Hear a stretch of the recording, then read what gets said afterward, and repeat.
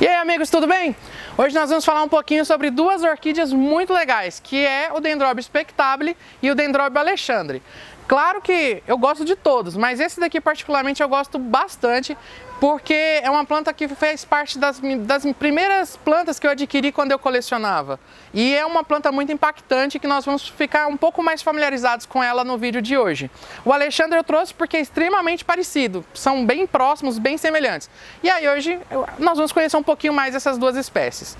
Quero convidar você a curtir, compartilhar esse vídeo com todo mundo que você conhece e se inscrever aqui no canal. E bora lá pro vídeo.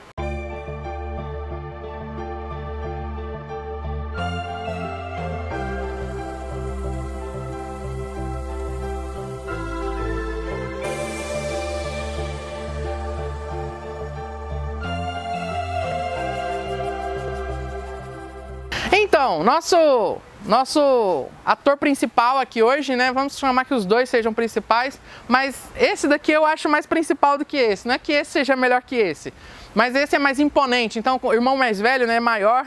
Então, vamos chamar que esse daqui é nosso primeiro e esse aqui é o segundo. O Dendrobium spectabile, ele é uma planta também, junto com o Dendrobium alexandre, natural da Papua Nova Guiné. Como a maior parte dos dendróbios é de ambiente extremamente tropical, quente, úmido, né?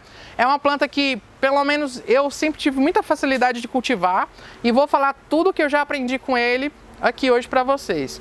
Como eu já falei, ele é da Papua Nova Guiné. Lá, normalmente, é um clima bem quente e úmido. Ele dá numa altitude aí, a partir de 200 metros de altitude até 2.000 metros de altitude, então é muito variável. Eu acredito que essa planta é possível cultivar ela no Brasil inteiro, tá bom? A estrutura da planta, vamos falar primeiro do porte da planta, né? Que é impossível a gente não considerar o tamanho que ele fica. Eu até trouxe algumas mudas aqui, ó, para vocês verem que isso aqui engana, né? Olha o tamanho que ele é quando é pequenininho, olha o tamanho que fica. E eu trouxe algumas outras mudas que estão um porte um pouco já maiores, aí que seria até um pré-adulto, né? Que seria esse tamanho aqui. Essa planta aqui é uma planta da coleção, ela já é adulta há bastante tempo, então ela não é assim uma planta jovem, já é uma planta que deve ter aí uns 10, 15 anos, provavelmente. Tanto que quando ela veio para esse vaso, ela já era muito grande e agora está crescendo mais ainda. A gente pode observar uma característica que eu acredito que é muito dessa espécie, é o perfil da folha. Ela tem uma folha grossa, bem grossa, e ela lembra couro. Se você pegar nela, se você tiver a oportunidade de tocar, ela tem uma textura que parece couro. E o bulbos fortes, né, é uma planta bem grande, ela tem um crescimento normalmente muito veloz e rápido. Então é uma planta que está nesse porte aqui, ó, em aproximadamente 2 anos ela chega nesse porte aqui, por incrível que pareça. Então, assim, é uma planta com um desenvolvimento que eu diria que é muito bom e rápido. Claro que, como a maior parte dos dendróbios gosta de muita água, né? Vou falar dos tratos culturais que a gente recomenda para esse tipo de espécie daqui a pouco. O que chama mais atenção nele, né? É essa floração totalmente inusitada, né? As flores, elas se assemelham muito mais, eu até vou fazer um comentário aqui, mas eu vejo nelas assim como se fosse um macarrão de miojo, entendeu? Porque ela é toda enroladinha. A gente vai até fazer um zoom legal aí com uma foto para vocês verem o detalhe mesmo da flor. A flor, ela tem muitos traços, é como se ela fosse totalmente franjada. Então, assim, é toda onduladinha, cheia de riscos, cores, e é muito, assim, inusitado, eu diria inusitado mesmo. É uma flor que você não espera que seja uma orquídea até às vezes, se você só vê a flor. Para quem não conhece orquídea, vê só a flor, eu duvido que vai falar que é orquídea, porque realmente é muito diferente. Eu nunca fui numa exposição que tivesse uma planta dessa, florida, que passasse desapercebido. Então é uma planta assim que chama muita atenção. Talvez, acho que até pela própria diferença que ela é das outras plantas comuns, né? Eu não vou chamar de exótico, porque tudo que não é brasileiro é exótico. Mas isso daqui, eu acredito que a materialização de algo que é exótico é essa planta. Porque ela é espetacular, né? Como o nome dela já fala, ela é espetacular. E ela tem essa característica de dendróbio, né? De ter o labelo solto, de ter o cálcar para trás. E a flor, tem outra característica muito interessante. É extremamente durável. Essa planta passa praticamente facilmente um mês florida. E a flor dela, se você tocar, tem uma textura de EVA, bem grosso mesmo, sabe? É uma planta que não apresenta perfume. Pelo menos eu tentei sentir, e assim, nem de manhã, nem agora, eu não sinto perfume, não é uma planta perfumada. Não tem muitos híbridos com essa planta. Eu acho que ela é muito interessante, mas ainda não se desenvolveu tantos híbridos assim.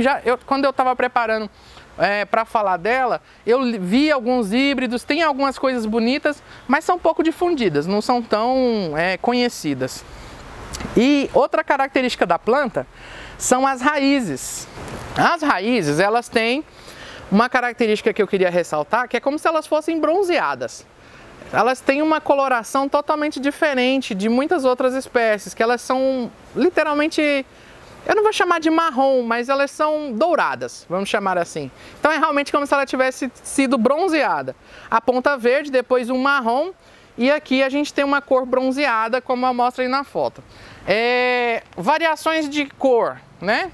Essa espécie, a única variação que eu conheço é a planta albina, que a gente vai mostrar na imagem também. Essa planta albina também é novidade, assim, não foi muito difundida ainda. E não chama, eu acredito que não chama tanta atenção como o tipo dele, que é essa cor. Você vai encontrar fotos na internet com algumas variações de tom de labelo. Tá? Então, assim, indivíduos diferentes vão ter intensidade de cor diferente, e isso é muito interessante, porque você pode ter plantas da mesma espécie com cores diferentes, né? E é uma planta de cultivo muito fácil, né? Aqui a gente vê que tem um volume bom de flor nas hastes, né? Aqui é legal para ver a planta em botão, você consegue visualizar o número de flores que ela está preparando para sair. Então é uma planta bem fácil de cultivar. Sobre a floração, muita gente fala assim, mas eu tenho o meu, tá enorme lá, lindo, e não tá dando flor. Ele às vezes demora para chegar na fase adulta e começar essa floração. Mas depois que ele dá a primeira floração, é fácil ele florir todos os anos e pode florir até mais de uma vez no ano com facilidade. Então é uma planta que acho que todo mundo que coleciona orquídea tem que ter. Como as outras que também eu falo porque eu acho mais relevantes. Mas o Dendrobium spectabilis, ele é demais, assim, é muito bonito, é muito interessante a planta. É uma planta que acho que todo mundo realmente tem que ter. Já o Alexandre tem as suas características diferentes do Spectabile. Como eu falei, o Spectabilis tem a folha grossa, que parece couro. Já o Alexandre, a folha é bem mais fina. Você consegue perceber, vou pegar esse daqui porque eu achei a planta, a flor mais bonita. A semelhança, né? Você consegue perceber as ondulações, as pintas, o labelo semelhante, como eu falei. A posição da haste floral é igual, o perfil do bulbo é parecido, só que no Alexandre a base dele é mais fina, toda a planta é mais fina. Em cultivo, o Alexandre eu percebo uma diferença muito grande do Spectabile, porque ele desidrata muito mais fácil e tem um crescimento muito menos vigoroso do que o Spectabile.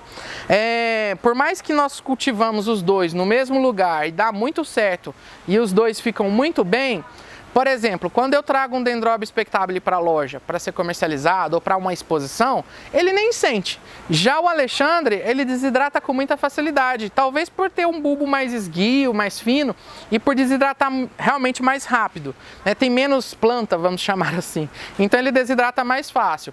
E tem sempre um aspecto de ser, aparentemente, ser mais sensível, mas não diria que ele é difícil de cultivar e nem que sofre fácil, mas você percebe que ele está sempre assim com esse aspecto magrinho, né? Com as folhinhas lá na ponta assim, com esse aspecto azulado, né? Então assim, tem algumas diferenças. Muita gente às vezes bate o olho e fala assim, esse aqui é o Dendrobium spectabile. O Alexandre, ele é totalmente diferente nesse aspecto de flor e no vegetal também. Eu gosto muito dessa espécie. No passado ela não era tão produzida. Há uns anos atrás, na verdade, não tinha tanto interesse em se produzir espécies desse perfil. Eu percebia que você não encontrava para comercializar, né? Com o passar dos anos, o mundo orquidófilo, o mundo das plantas foi mudando e hoje você já encontra sempre Dendrobium alexandre para vender. O expectabile, ele é uma planta produzida há mais tempo, pelo menos que eu perceba, né? Você encontrava ele há muitos anos para vender. Já o alexandre já é uma planta mais atual, você encontra, aí tem 2, 3 gerações que eu vi ser produzida. Quando nós fizemos a primeira sementeira de Dendrobium alexandre, era difícil você encontrar Dendrobium alexandre no mercado. A gente tinha uma planta de coleção que tinha vindo importada e a gente reproduziu essa planta. E mesmo no mesmo tempo, outros orquidários também produziram. Então, assim, hoje é uma planta que você encontra mais fácil.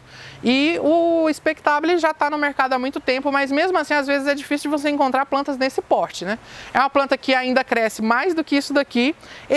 O alexandre já é uma planta bem mais comportadinha, né? E sempre para separar os dois, o alexandre tem os bulbos mais fininhos, folha mais azulada e mais fina. Já o expectabile tem bulbos parrudos, fortes e folha que parece que você está pegando em couro. E é bem mais alto, né? O porte é bem maior. Os dois nós cultivamos num sombrio de 70%, né? Então a iluminação é intensa, mas não é plena e nem é na sombra.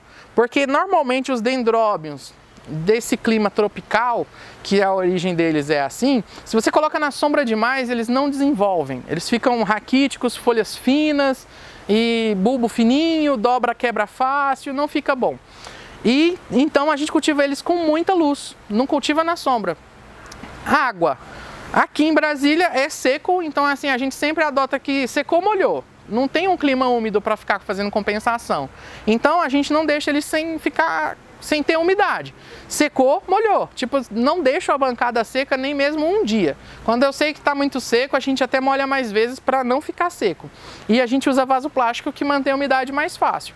Adubação, a gente usa o mesmo adubo que usa nas cattleyas. Eu poderia dizer que se você usa um NPK completo, com cálcio e micronutriente, eles vão crescer e vão se dar super bem.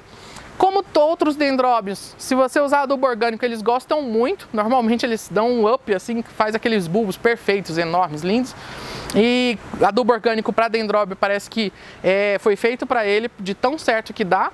E é uma planta bem tranquila de cultivar, tanto um quanto o outro. E também muito exótico. Se você gosta desse perfil de orquídea, vale a pena ter em casa. Espero que vocês tenham gostado e se familiarizado com mais essas espécies que eu trouxe aqui hoje para vocês. Muito obrigado!